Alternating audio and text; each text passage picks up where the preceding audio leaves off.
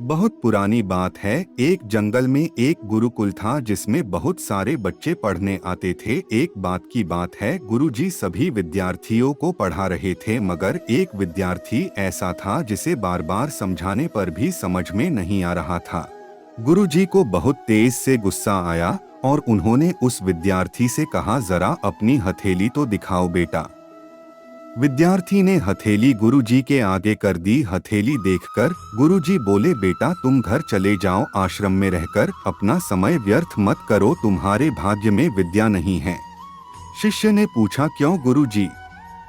गुरुजी ने कहा, तुम्हारे हाथ में विद्या की रेखा नहीं है।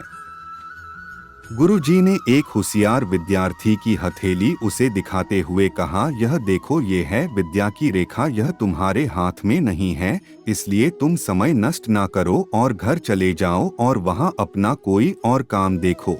यह सुनने के बाद उस विद्यार्थी ने अपने जेब से एक चाकू निकाला जिसका प्रयोग वह रोज सुबह अपनी दातुन काटने के लिए करता था। उस चाकू से उसने अपनी हाथ में एक गहरी लकीर बना दी।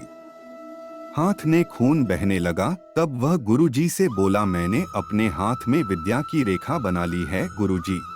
यह देखकर गुरुजी द्रवित हो गए और उन्होंने उस विद्यार्थी को गले से लगा लिया। गुरुजी बोले, बेटा तुम्हें विद्या सीखने से कोई ताकत नहीं रोक सकती है। दृढ़ निश्चय और परिश्रम हाथ की रेखाओं को ही बदल देती है।